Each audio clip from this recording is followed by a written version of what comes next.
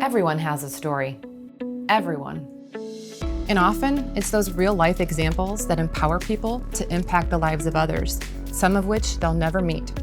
Jim Leach is one of those people. He's leading by example, building relationships, and impacting the lives of Quad Cities families.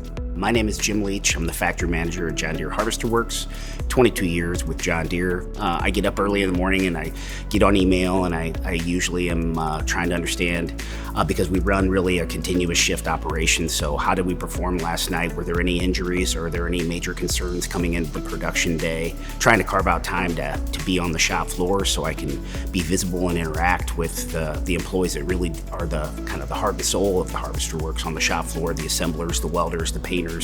Some of the employees I've known for a very long time. We know each other's strengths, and so it's just really been professionally really rewarding. Jim works with hundreds of Quad citizens every day, all of different backgrounds and experiences. Some like his, some not. He understands the challenges that exist for roughly 1 in 3 people living here.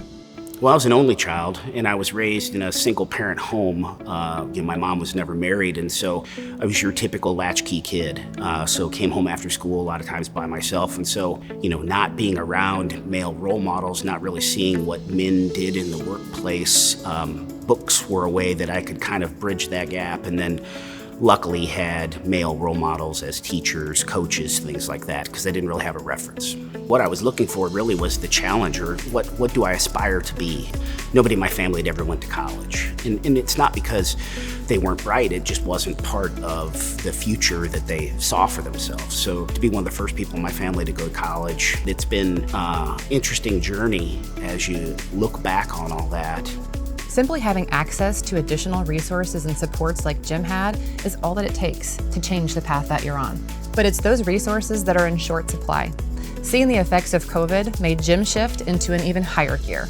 I think everybody took a step back and you reassessed the community, what was happening in the world, and realized I just wasn't doing enough, not at all. And some of it was also thinking back to all the different times when I was young on when there was not-for-profit or governmental agencies that were helpful. Several times during my childhood, when my mom would be unemployed, we would be on some sort of food stamps. I don't know what it's called anymore, but it's not fun to be impoverished. It's not fun to not have food security when you're a kid. And so you realize, wow, if I'm impacted this greatly by this coronavirus, what's it like for those that are income challenged and don't have food security and now can't go to their job?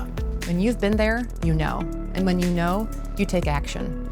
Jim noticed it takes more than just him. It takes all of us working together to lift this community up. And in fact, it reframed what generosity and true impact really mean. You don't see people that are volunteering their time and treasure. People get home from work at the end of the day and they open their garage door, drive in, and they close it.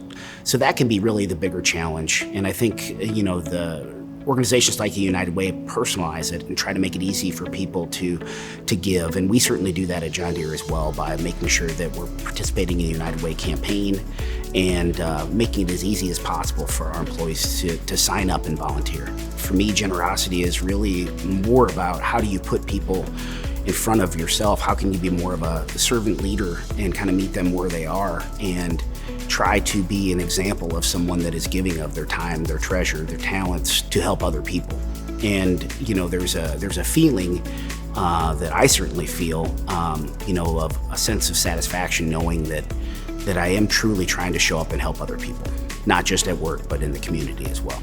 Jim's story is not just about his childhood. It's about the choice he's making right now to help those who need it most. This is the spark that ignites a whole world of opportunity. It's inspiring to me, and I hope it is to you too. So what's your story? How can you light up a new path?